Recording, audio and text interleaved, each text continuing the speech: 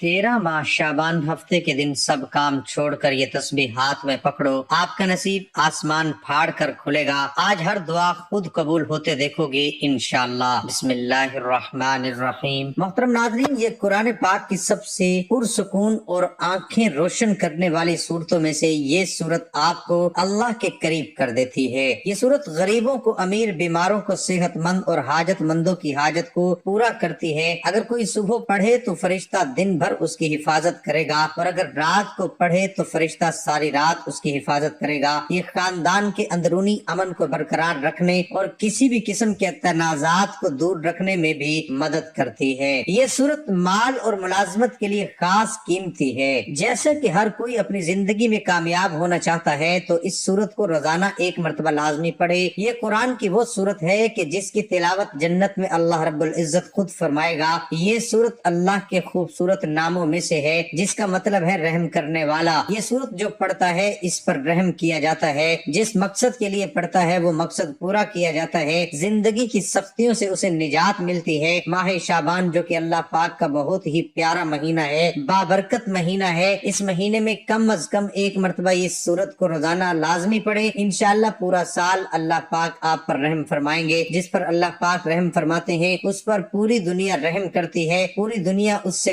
प्यार करती है, कायनात की हर चीज उससे प्यार करती है। तो आप भी इस अमल को लाजमी करें, इसे शेयर करें, वीडियो को लाइक, चैनल को सब्सक्राइब करें। जज़ाकल्लाह। मोहतरम नाज़रीन, 13 माह शाबान हफ्ते के रोज 100 बार ये तस्बीह पढ़ेगा, 100 साल के गुनाह माफ और 100 करोड़ मिलेगा इंशाअल्लाह। नाज़रीन, हर दिन ही बहुत ज्यादा फजीलत और अजमत वाला होता है, लेकिन अगर इन दिनों में आप अल्लाह ताला के बाबरकत नामों और कुरान मजीद की ताकतवर सूरतों के वज़ाइफ पढ़ते हैं तो उस दिन की अहमियत और भी ज्यादा हो जाती है। अगर आप अल्लाह ताला पर कामिल यकीन और भरोसे के साथ वजीफा करते हैं तो अल्लाह ताला आपकी तमाम परेशानियों को दूर करता है और आपके रिस्क में इजाफा करता है, क्योंकि अल्लाह ताला ही हर चीज पर कुदरत रखता है। वो 2 जहानों का मालिक है और उसके कब्जा कुदरत में दोनों जहानों की बादशाहत है। इसलिए हमें अल्लाह ताला से मुकम्मल यकीन और भरोसे के साथ मांगना चाहिए कि सिर्फ अल्लाह ताला की जात ही है जिसने हमें नवाजना है। अल्लाह ताला ने एक मिसाल बयान फरमाई कि एक बस्ती थी जो अमन व इत्मीनान में रहते थे। उसका रिस्क हर जगह से फरवानी के साथ आ जाता था।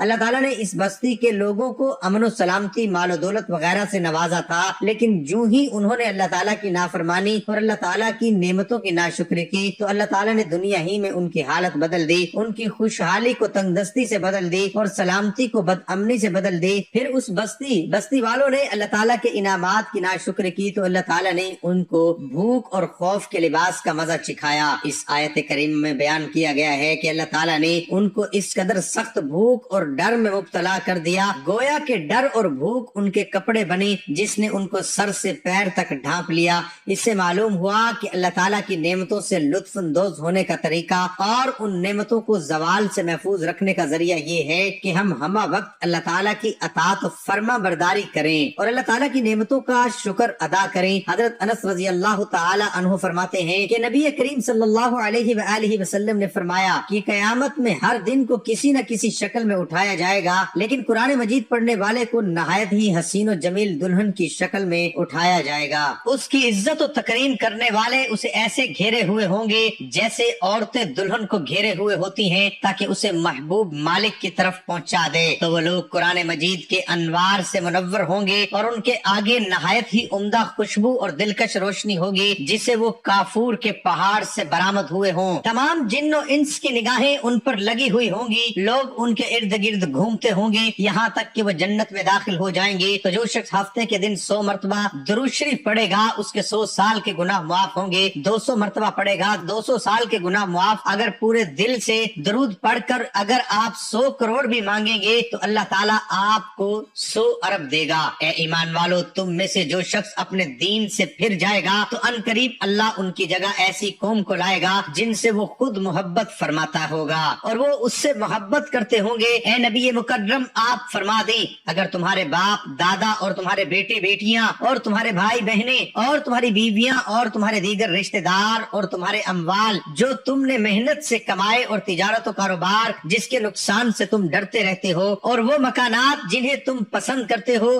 तुम्हारे नजदीक अल्लाह और उसके रसूल सल्लल्लाहु अलैहि वसल्लम और उसकी राह में जिहाद से ज्यादा महबूब हैं, तो फिर इंतजार करो यहाँ तक कि अल्लाह अपना हुक्म अजाब ले आए। और अल्लाह नाफरमान लोगों को हिदायत नहीं फरमाता और अपना खाना अल्लाह की मोहब्बत में खुद इसकी तलब व हाजत होने के बावजूद इसारन मोहताज को और यतीम को और कैदी को खिला देते हैं और कहते हैं कि हम तो महज अल्लाह की रजा के लिए तुम्हें खिला रहे हैं, न तुमसे किसी बदले की दरख्वास्तगार है और न शुक्र गुजारी के ख्वाहिशमंद हैं। हजरत अनस रजी अल्लाह अन्हु रिवायत करते हैं कि हजूर नबी अकरम सल्लल्लाहु अलैहि वसल्लम ने फरमाया, जिस शख्स में 3 खसलतें होंगी वो ईमान की मिठास को जरूर पालेगा। वो 3 खसलतें ये हैं, अल्लाह ताला और उसका रसूल सल्लल्लाहु अलैहि वसल्लम उसे बाकी तमाम चीजों से ज्यादा महबूब हों। जिस शख्स से भी उसे मोहब्बत हो वो महज अल्लाह ताला की वजह से हो। कुफ्र से निजात पाने के बाद दोबारा जहाल हालत कुफ्र में लौटने को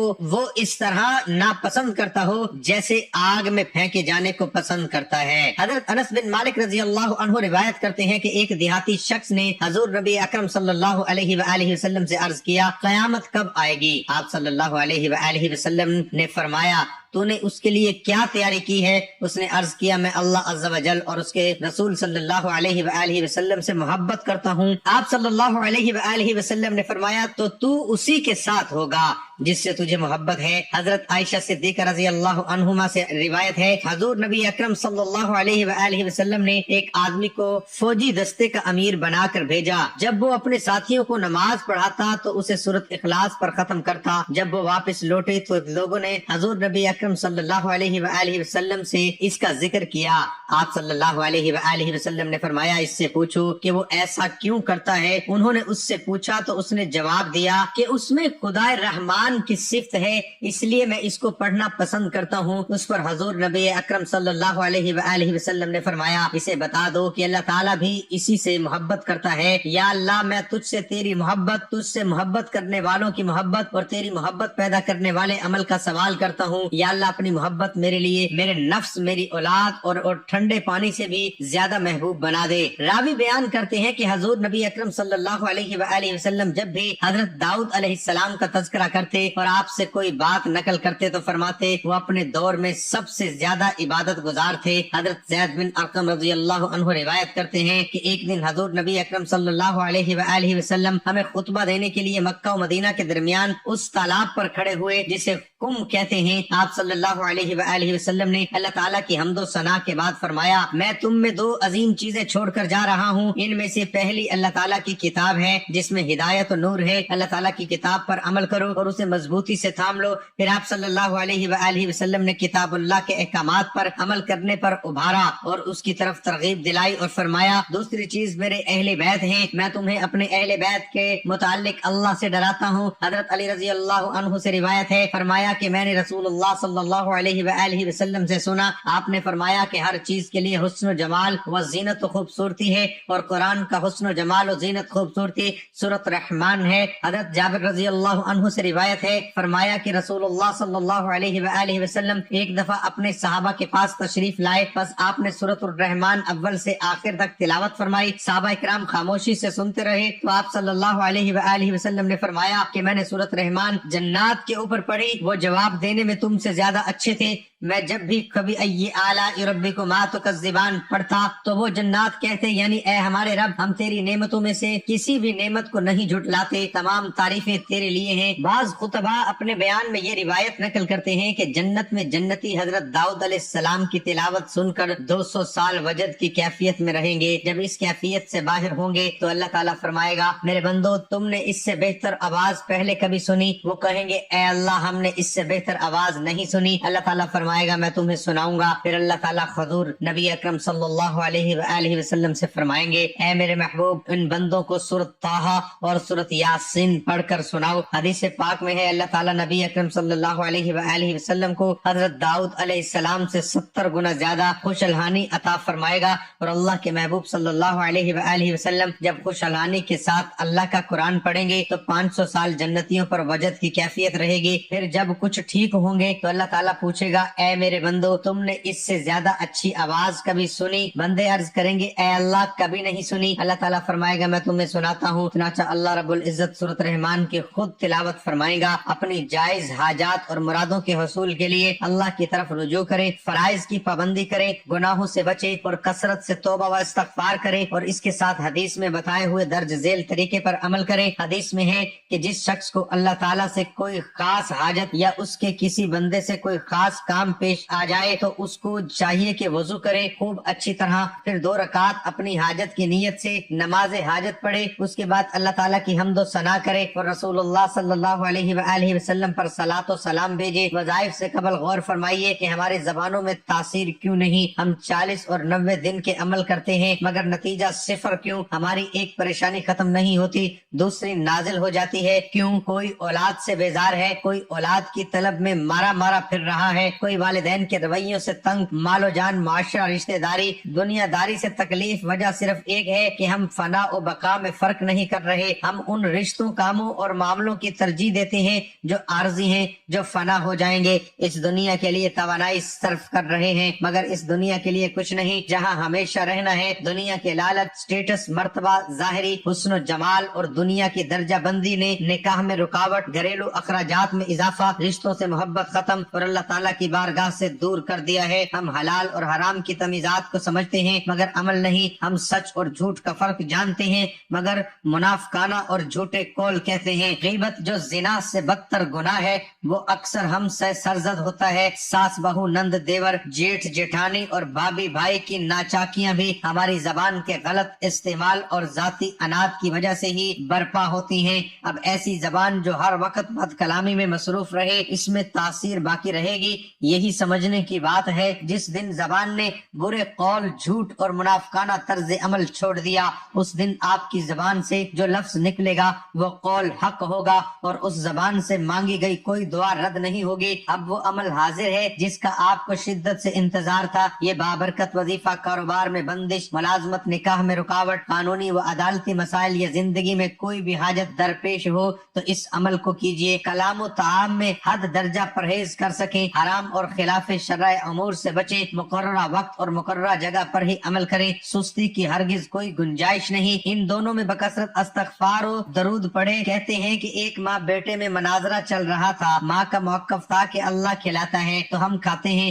بیٹے کا کہنا تھا ہم کھاتے ہیں، اگر ہم نہ کھانا چاہیں تو اللہ نہیں کھلا سکتا۔ اس مناظرے کے دوران ماں نے بیٹے کے آگے کھانا رکھ دیا تو بیٹے نے کہا چلے میں یہ آج رات والا کھانا نہیں کھا رہا، اللہ کھلا کر دکھائے۔ ماں بیٹے کے پیچھے پڑ گئی، پاگل نہ بن، کھانا کھا لے، اور بیٹے نے ضد پکڑ لی کہ میں نے نہیں کھانا، اللہ کھلا کر دکھائے۔ ماں بیٹے کو بھوکا کہاں دیکھ پاتی ہے، اس نے اصرار شروع کیا تو بیٹا گھر سے نکل کر گاؤں کے قبرستان میں جا کے سو گیا۔ ماں نے ایک زبردست قسم کا خوشبودار حلوہ بنایا اور جا کر بیٹے سے کچھ فاصلے پر ایک قبر پر اس خیال سے رکھ آئی کہ رات کو بھوک سے جاگ گیا تو کوئی دیکھنے والا نہ ہوگا، یہ کھا لے گا۔ رات کے آخری پہر قبرستان میں ڈاکو آ گئے جو اس گاؤں کو لوٹنے کی غرض سے پہنچے تھے۔ وہ قبرستان میں رک کر سردار سے آخری ہدایت لے رہے تھے کہ حلوے کی مہک نے سردار کو متوجہ کر لیا۔ قبرستان کی تلاشی لی گئی تو حلوہ اور وہ لڑکا دونوں برآمد ہوئے۔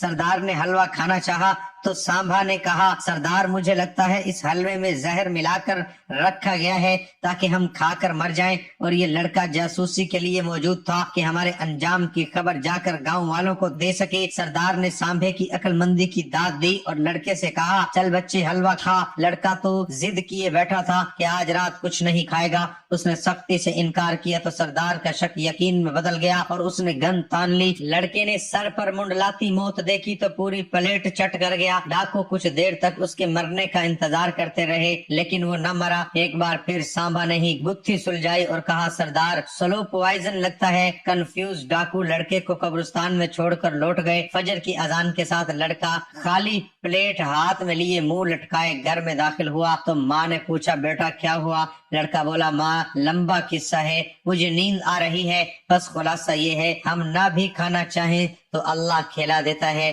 ایک ایسی حدیث بتانے والے ہیں، یقین کریں اگر آپ دل کے کانوں سے سنیں گے تو آپ کے آج رونگٹے کھڑے ہو جائیں گے۔ وہ کیا ہے؟ حضرت علی رضی اللہ عنہ سے روایت ہے، نبی اکرم صلی اللہ علیہ وآلہ وسلم نے فرمایا کہ جب میری امت میں 15 قسم کے گناہ پیدا ہو جائیں تو پھر عذاب اور بلائیں آئیں گے۔ پوچھا گیا وہ کون سے گناہ ہیں؟ تو نبی کریم صلی اللہ علیہ وآلہ وسلم نے ارشاد فرمایا، پہلا جب مال غنیمت اور بیت المال کے مال کو اپنی دولت سمجھا جائے گا، یعنی قوم خزانہ جو ملک کی ریت اور مستحق لوگوں کے لیے ہوتا ہے، ان کو امرا اور اہل اقتدار اپنی جاگیر سمجھ کر اپنی ذات سے اور اپنے عیش و عشرت کے لیے استعمال کرنے لگیں گے۔ دوسرا، اور جب امانت کو مال غنیمت کی طرح ہضم کیا جانے لگے۔ تیسرا، جب زکوٰۃ کو تاوان شمار کیا جانے لگے گا، یعنی زکوٰۃ کی ادائیگی خوش دلی کی بجائے بکراہت کی جائے، تنگ دلی سے ادا کی جائے۔ ایک حدیث میں حضور علیہ الصلوۃ والسلام کا ارشاد ہے کہ جو قوم بھی زکوٰۃ کو روک لیتی ہے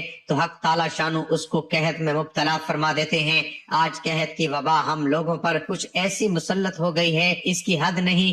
ہزاروں تدبیریں اس کو ختم کرنے کے واسطے کی جا رہی ہیں، مگر کوئی بھی کارگر ثابت نہیں ہو رہی۔ چوتھا، آدمی اپنی بیوی کا فرما بردار بن جائے۔ پانچواں، اپنی ماں سے بدسلوکی اور نافرمانی کرنے لگے۔ چھٹا، اپنے دوست سے حسن سلوک اور نیکی کرے۔ ساتواں، اپنے باپ سے بے وفائی اور نفرت برتے، یعنی دوستوں سے بے تکلفی اور والدین سے تکلف برتے۔ جن باتوں سے حضور علیہ الصلوۃ والسلام نے ہم کو 1400 سال پہلے متنبہ کر دیا، آج وہ حرف بحرف ہمارے سامنے آ رہی ہیں اور ہم ان کو تجربے بھی کر رہے ہیں۔ ناظرین، آج کا وظیفہ اللہ تعالیٰ کے نام کا وہ قرآن مجید کی ایک چھوٹی سی آیت ہے۔ سب سے پہلے تو آپ نے درود پاک پڑھنا ہے۔ درود پاک آپ کوئی سا بھی پڑھ سکتے ہیں، لیکن درود ابراہیمی کی فضیلت زیادہ ہے۔ ثواب کی نیت سے ایک بار میرے ساتھ بھی پڑھ لیں، اللہم صلی علی محمد وعلی آل محمد کما صلیت علی ابراہیم وعلى آل إبراهيم إنك حميد مجيد اللهم بارك على محمد وعلى آل محمد كما باركت على إبراهيم وعلى آل إبراهيم إنك حميد مجيد۔ درود پاک پڑھنے کے بعد آپ نے اللہ تعالیٰ کا مبارک نام یا غنیو یا مغنیو یا غنیو یا مغنیو 101 مرتبہ پڑھنا ہے، یعنی کہ ایک تسبیح مکمل پڑھنی ہے۔ اس کے بعد آپ نے سورۃ الکوثر 11 مرتبہ پڑھنی ہے، انا اعطیناک الکوثر فصل لربک وانحر ان شانئک هو الابتر۔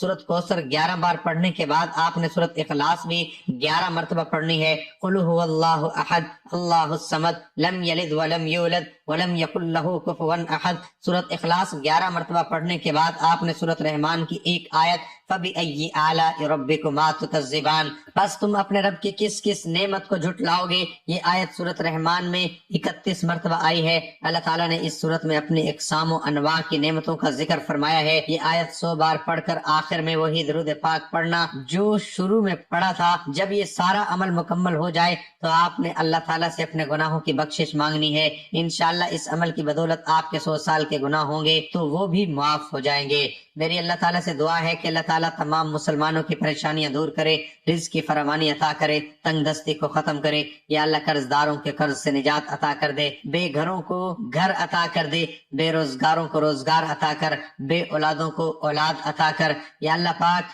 ہمارے سارے کبیرہ صغیرہ گناہوں کو معاف فرما، ہمیں 5 وقت کا نمازی بنا، ماں باپ کا فرما بردار بنا، اور دین اسلام کے احکامات پر عمل کرنے کی توفیق عطا فرما، آمین ثم آمین۔ صدقہ و خیرات پوشیدہ کیا جائے یا ظاہراً، دونوں صورتیں جائز ہیں اور یہ گناہوں کی بخشش کا ذریعہ ہے۔ اللہ تعالیٰ نے قرآن حکیم میں فرمایا، اور جو لوگ اپنے مال اللہ کی رضا حاصل کرنے اور اپنے آپ کو ایمان و اطاعت پر مضبوط کرنے کے لیے خرچ کرتے ہیں، ان کی مثال ایک ایسے باغ کی سی ہے جو اونچی سطح پر ہو، اس پر زوردار بارش ہو تو وہ 2 گنا پھل لائے، اور اگر اسے زوردار بارش نہ ملے تو اسے شبنم یا ہلکی سی پھوار بھی کافی ہو۔ اور اللہ تمہارے اعمال کو خوب دیکھنے والا ہے۔ صدقہ مال میں کچھ بھی کمی نہیں کرتا، بندے کی معاف کرنے سے اللہ تعالیٰ اس کی عزت ہی بڑھاتا ہے، اور جو شخص بھی اللہ تعالیٰ کی رضا کے لیے عاجزی اختیار کرتا ہے تو اللہ تعالیٰ اس کا درجہ ہی بلند فرماتا ہے۔ حضرت انس بن مالک رضی اللہ عنہما روایت کرتے ہیں کہ حضور نبی اکرم صلی اللہ علیہ وآلہ وسلم نے فرمایا، جو شخص ثواب کی نیت سے اللہ تعالیٰ کی رضا جوئی کے لیے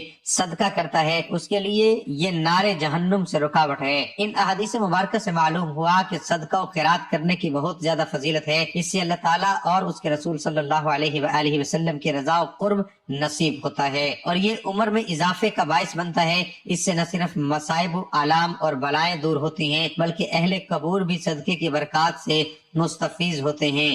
صدقہ وہ مال ہے جس کا ادا کرنا واجب نہ ہو بلکہ خیرات دینے والا اس سے قرب الہی کا قصد کرے۔ گویا صدقہ زکوٰۃ کی ادائیگی کے بعد وہ زائد و مال و دولت ہے جسے مستحقین کے درمیان اس طرح خرچ کیا جائے کہ ان کا معاشی تعطل ختم ہو، ان کی تخلیقی جدوجہد بحال ہو اور وہ معاشرے کی ترقی میں مطلوبہ کرداروں بحسن و خوبی سر انجام دے سکیں۔ اور جو لوگ اپنے مال اللہ کی رضا حاصل کرنے اور اپنے آپ کو ایمان و اطاعت پر مضبوط کرنے کے لیے خرچ کرتے ہیں، ان کی مثال ایک ایسے باغ کی سی ہے جو اونچی سطح پر ہو، اس پر زوردار بارش ہو تو وہ دگنا پھل لائے، اور اگر اس سے زوردار بارش نہ ملے تو اسے شبنم یا ہلکی سی پھوار بھی کافی ہو۔ اور اللہ تمہارے اعمال کو خوب دیکھنے والا ہے، اگر تم خیرات ظاہر کر کے دو تو یہ بھی اچھا ہے، اس سے دوسروں کو ترغیب ہوگی، اور اگر تم انہیں مخفی رکھو اور محتاجوں کو پہنچا دو تو یہ تمہارے لیے اور بہتر ہے، اور اللہ اس خیرات کی وجہ سے تمہارے کچھ گناہوں کو تم سے دور فرما دے گا، اور اللہ تمہارے اعمال سے باخبر ہے۔